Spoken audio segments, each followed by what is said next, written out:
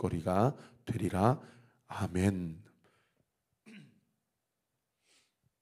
우리 에베소서 6장 2절부터 3절 말씀, 내 아버지와 어머니를 공경하라. 우리 어버이 주일을 기다리면서 우리 이번 주 한 주 암송해 보십시다. 시작. 내 아버지와 어머니를 공경하라. 이것은 약속이 있는 첫 계명이니 이로써 내가 잘되고 땅에서 장수하리라. 에베소서 6장 2절부터 3절 말씀. 아멘. 범죄한 이스라엘 백성, 약속된 백성에 대한 호세아 선지자를 통한 하나님의 심판의 메시지. 하나님의 심판의 메시지라고 하지만은 사실은 하나님의 구원의 메시지죠. 구원할 마음이 없으시면 심판의 메시지 또한 주시지 않는다라는 겁니다. 그래서 사랑하는 성도 여러분, 성령 충만, 성령 세례의 가장 중요한 어떤 사인 혹은 증거, 말씀을 들을 때 내 마음 가운데 찔림이 있다면 성도 여러분 꼭 믿으십시오. 그 사람은 성령 충만한 사람입니다. 저 말씀이 나 들으라고 하시는 말씀이구나 라고 깨달아지고 인정이 된다면, 여러분 예수 그리스도를 주로 시인하게 하시는 분은 누구라고 말씀하셨어요? 고린도후서 12장에 고린도전서 12장인가요? 성령이 아니고서는 예수를 주라 시인할 수 없느니라. 할렐루야. 여러분 말씀을 들을 때 찔림이 있으면 그것은 내가 영적으로 깨어있거나 내가 잘나서 찔리는 것이 아니고 성령께서 지금 내 마음을 붙잡아 주시고 계시다라는 강력한 증거가 된다는 겁니다. 여러분 심판의 메시지는 뒤집어서 이야기하면 구원의 메시지예요. 하나님이 살리시겠다라는 거죠. 하나님이 구원해 주시겠다라는 거예요.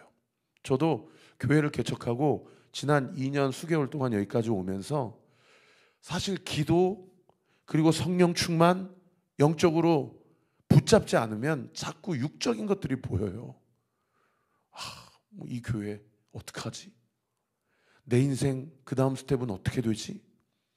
우리 교회 월세, 필요한 모든 물질적인, 재정적인 필요, 나의 건강, 우리 가정의 상황, 성도들의 형편 상황 들으면 어떡하지? 이렇게 이게 더 커 보여요.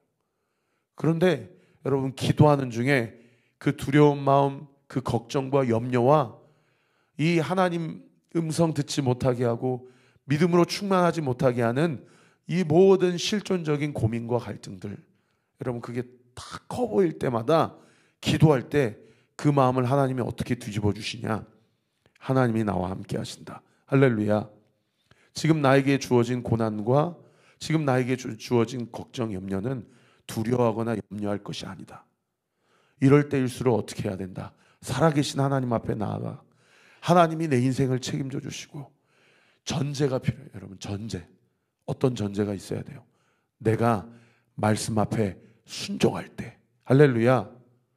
찔리는 말씀이 들리고 그 말씀 앞에 순종하기로 결단할 때, 그때 하나님의 생명의 말씀과 그분의 인도하심이 나의 삶 가운데, 이 말씀이 문자가 아니라 살아 운동력이 있어서 나의 삶을 완전히 휘감아 주시고, 할렐루야, 나의 인생을 완전히 견인해 주신다라는 거예요.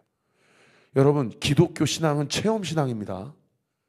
그거를 나의 삶 가운데서 경험하고 체험하는 자가 믿음이 자라가는 거예요.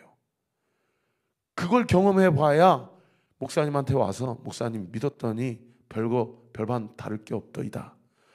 그래도 어떻든 믿어보려고 했는데 달라지는 게 없습니다. 이런 얘기를 하지 않는 거예요. 그래서 저는 여러분에게 정말 도전하고 싶습니다. 얼마만큼 순종해봤냐? 얼마만큼 믿어봤냐?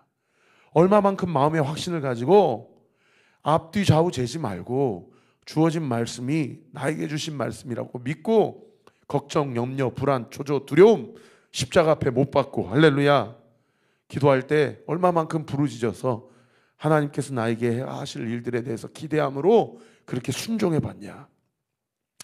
여러분 그렇게 순종하며 주 앞에 나아갈 때에 우리의 삶 가운데 그 죄와 피 흘리기까지 싸우는 그 몸부림을 통하여서 하나님이 영광을 받으시고요, 나를 향한, 우리 가정, 이 교회를 향한 주의 뜻이 온전히 이루어짐을 믿으시기를 우리 구주 예수 그리스도 이름으로 축원합니다. 할렐루야. 여러분, 좌절할 힘이 있으시면은 그 힘 가지고 기도하세요. 절망할 여력이 있으시면 그 여력 가지고 주님 앞에 나오세요. 오늘 본문에도요, 자꾸 하나님이 이스라엘 백성에게 심판의 메시지를 전하시는데 어떠한 비유를, 메타포를 사용해서 말씀하시냐? 달궈진 화덕이라는 표현이 무려 3번이나 나옵니다. 오늘 보면 4절 말씀 제가 읽어드릴게요. 그들은 다 간음한 자다. 과자 만드는 자에 의하여 달궈진 화덕 같도다. 또 6절에도 화덕이란 표현이 나옵니다. 6절 보세요. 그들이 가까이 올 때에 그들의 마음은 간교하여 화덕 같으니 그들의 분노는 밤새도록 짜고 아침에 피우는 불꽃 같도다. 또 7절에도 화덕이라는 표현이 나오죠. 7절 보세요. 그들이 다 화덕같이 뜨거워져서. 여러분, 오늘 본문에 당시 이스라엘 백성의 영적 상태를 하나님이 달궈진 화덕이란 표현을 이 짧은 구절에만 3번이나 반복적으로 표현하실 정도로 우리의 어떠한 죄된 본성과 영적 참상에 대해서 달궈진 화덕이라고 지금 지적하고 계시는데, 달궈진 화덕은 무엇을 얘기하냐면 그야말로 자기의 정욕에 이끌려서 그렇게 질질 욕심과 정욕과 음란과 탐심에 의해서 끌려가는 인생을 비유하시면서 하나님이 달궈진 화덕이구나, 완전히 달아올랐구나 라고 지금 지적하고 있는 그런 본문이에요.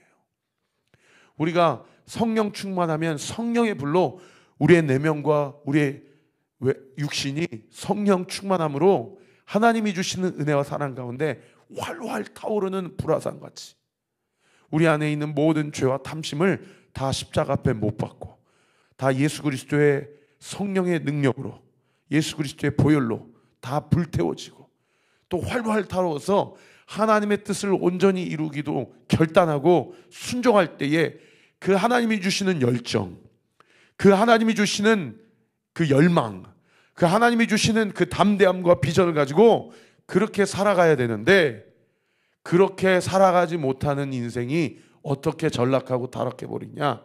정욕과 탐심과 음란과 우상숭배로 그냥 그렇게 죄로 이끌려가서 결국 죄가 인도하는 그 종착점, 목적지가 어디입니까? 지옥이에요. 망하게 하고 죽게 하고 심판받게 하는 그 자리로 그렇게 죄가 우리를 이끌어 간다는 겁니다. 하나님이 이스라엘 백성에게 너 달궈진 화덕 같다, 욕심으로 완전히 점철됐구나 라고 지적하시는 것은 정죄하고 비난하려고 그렇게 말씀하시는 것이 아니고 지금이라도 돌아오라는 얘기입니다. 그런가 하면 두 번째로 어떤 비유를 통해서 말씀하시냐면 8절에 보세요. 뒤집지 않는 전병이라는 표현이 나옵니다. 제가 8절 읽어드리겠습니다. 에브라임이 여러 민족 가운데 혼합되니 그는 곧 뒤집지 않은 전병이로다. 여러분, 전병, 부침, 여러분 뒤집지 않고 한쪽만 계속 익히게 하면 결국 어떻게 됩니까? 반대편은 설익어서 먹을 수가 없고 익혀진 면은 계속 태워지니까 완전히 불에 타는 거죠. 그러니까 먹으려고 구웠다가 쓸모없는 음식이 되어버리는 거예요. 그런데 쓸모없는 음식을 앞에 뭐라고 문맥에서는 표현합니까? 혼합됐다라고 이야기합니다. 여러분, 성경에서 혼합됐다는 얘기는 우상 숭배를 이야기하는 겁니다. 너희가 나도 사랑하고 나도 섬기려고 하면서도 세상도 섬기고 돈도 섬기고 우상도 숭배하고 있구나 라는 것을 혼합됐다라고 표현하는 거죠. 여러분, 그렇게 혼합된 인생, 그렇게 자신의 생각으로 보험드는 인생을 성경은 영적인 간음이라고 지적하고, 그 인생은 결국 하나님 앞에서 먹을 수 없는 음식, 쓸모없는 인생으로 전락할 수밖에 없다라고 지적하고 있는 그런 본문이죠. 그런가 하면 세 번째로 또 어떤 비유를 드냐면 11절에 보세요.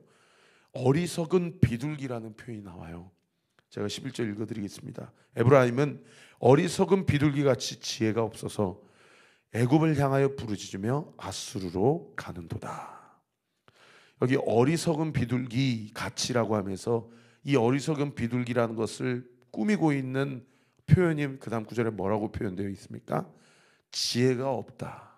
어리석은 비둘기를 지혜가 없다라고 이야기해요. 여러분, 비둘기가 저도 유튜브 쇼츠에서 봤는데 사람들이 비둘기를 잡으려면 덫 위에다가 모이를 놓더라고요. 그러면 비둘기는 뭐만 보고 덫으로 달려갑니까? 모이만 보고 덫으로 달려가는 거예요. 그 모이가, 그 덫이 자기를 집어삼키고 죽이는 것인 줄 모르고 저 모이를 먹겠다라는 심정으로 그 덫으로 향해 나아가는 걸 성경이 뭐라고 표현합니까? 어리석은 비둘기다라고 이야기해요. 우리가 돈이 많으면 우리 인생이 잘 될 것 같아요. 그래서 돈을 따라가요. 근데 돈을 따라가는 그 인생이 결국 나를 집어삼키는 그런 인생으로 전락해버린다는 겁니다. 우리가 저 사람만 의지하면 우리의 인생이 뭔가 개런티가 될 것 같아요. 그래도 먹고는 살 것 같아요. 그런데 사람 의지하다가 결국에 사람에게 대이는 것이 인생의 말로라는 겁니다.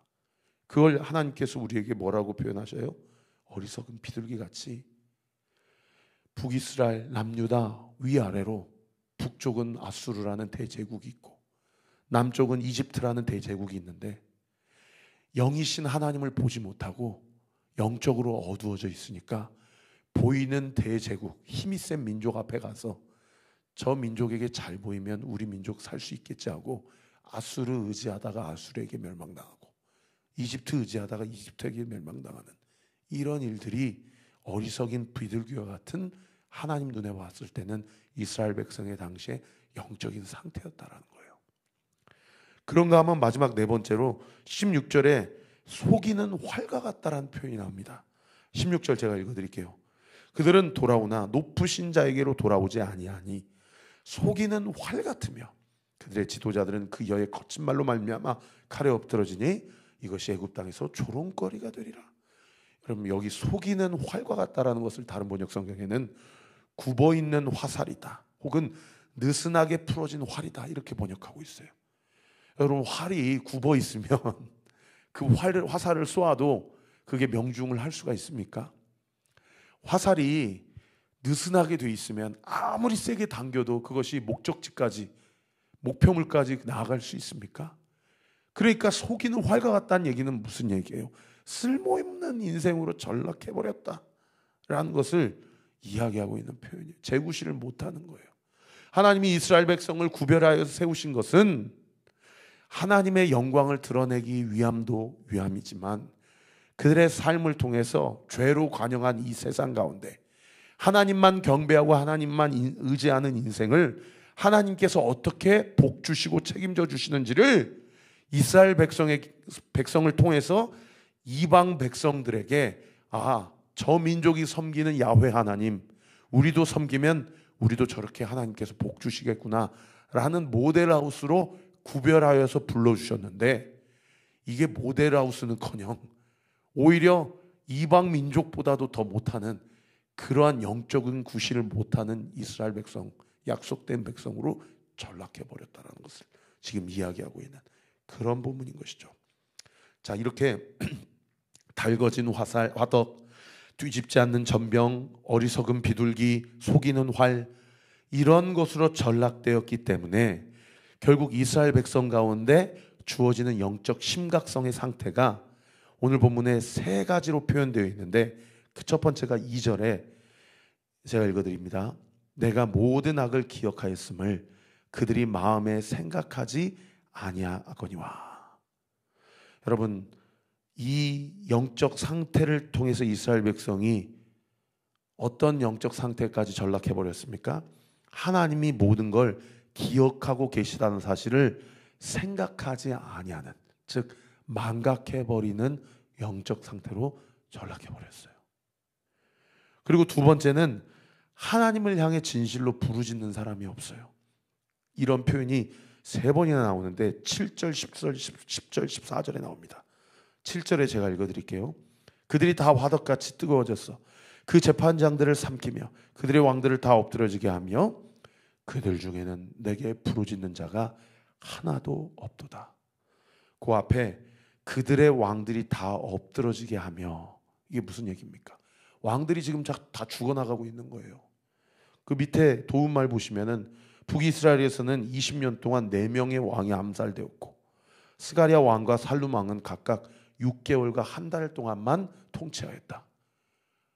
그러니까 하나님이 세우신 나라의 왕이 계속 살해당하거나 단명하거나 이런 일들이 계속 20년 동안 반복되고 있는데 북이스라엘 백성들 중에 한 사람도 하나님 앞에 나와 기도하는 자가 없는 거예요. 자기 가정이 지금 이렇게 망하고 있고 자기 인생이 이렇게 망가져가고 있는데 기도하는 자가 없다라고 지금 지적하고 있는 거예요. 14절에도 보세요. 성심으로 나를 부르지 아니하였으며, 그러니까 부르기는 불러. 그런데 정말 진정성 있게 간절히 주님께 기도하지는 않는다는 겁니다. 16절에도 보세요. 그들은 돌아오나 높으신 자에게로 돌아오지 아니하니. 교회는 다녀요. 믿는 척은 해요. 그런데 그 마음을 떠들어보면 사람은 속일 수 있지만 하나님은 속일 수가 없는 거예요. 이렇게 되니까 마지막 세 번째로 9절에 어떠한 영적 지경에까지 이르게 됩니까? 9절 말씀 제가 읽어드리겠습니다. 이방인들이 그의 힘을 삼켰으나 알지 못하고 백발이 무성할지라도 알지 못하는도다. 무슨 얘기예요? 죄의 심각성을 보고도 알지 못하고 깨닫지 못하는 영적 무지, 영적 무감각 상태에 있다는 거죠. 저는 오늘 말씀 묵상하면서 냄비 가운데 익혀져가는 개구리가 생각나더라고요. 이게 서서히 익혀지니까 분명히 자기가 죽어가고 있는 것을 알면서도 그 냄비에서 밖으로 나올 생각을 안 해요. 그게 이 시대 그리스도인들의 영적 상태입니다. 말씀을 정리하겠습니다. 그러면 어떻게 해야 됩니까? 감사하게도 소망이 있는 표현이 두 구절에 오늘 본문에 기록되어 있어요. 여러분 1절 말씀 제가 읽어드리겠습니다. 내가 이스라엘을 치료하려 할 때에. 13절 말씀 화 있을진저 그들이 나를 떠나 그릇 같음이니라. 패방할진저 그들이 내게 범죄하였음이니라. 내가 그들을 건져주려 하나.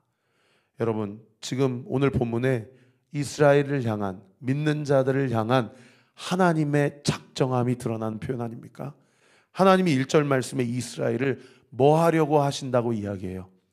치료하려 한다. 13절 하반절에도 내가 그들을 뭐 하려 한다 라고 얘기하고 계세요? 건져주려 한다. 오늘 이 말씀을 듣는 것도 하나님이 치료하게 하시고자, 할렐루야, 건져내어 주시고자 이 말씀을 듣는 줄 믿으시기를 우리 구주 예수 그리스도 이름으로 축원합니다. 예수님이 이 땅 가운데 오셔서 분명히 얘기하셨어요. 도둑이 오는 것은 도둑질하고 빼앗으려 하고 죽이려 하고 망하게 하려고 하는 것이요, 내가 너희에게 온 것은 너희로 생명을 주려 하고 더욱 풍성히 주려 하려 함이라. 할렐루야. 오늘 우리가 믿는 예수님은 절대 망하게 하시는 분이 아닙니다. 오늘 말씀 두려운 말씀이지만 겁주려고 하신 말씀 아닙니다. 주님이 치료하시고자, 주님이 구원해 주시고자 하시는 말씀이에요. 오늘 이 말씀 붙잡고 우리 회개할 거 있으면 회개하십시다. 그리고 주님 앞에 도움을 구해야 될 내 힘으로는 되지 않는 내 안에 있는 죄나 연약함이 있다면 오늘 이 새벽에 주님 앞에 하나님이 반드시 그 기도 들으십니다. 할렐루야. 주님 앞에 기도하고 인정하고 주의 도우심을 구할 때에 그 사랑하는 성도들 그 기도 치료해 주시고 건져 주시는 예수님 믿으시기를 우리 구주 예수 그리스도 이름으로 축원합니다. 기도하겠습니다. 아버지 하나님 감사합니다. 오늘도 생명의 양식을 우리에게 먹여주셔서 감사합니다.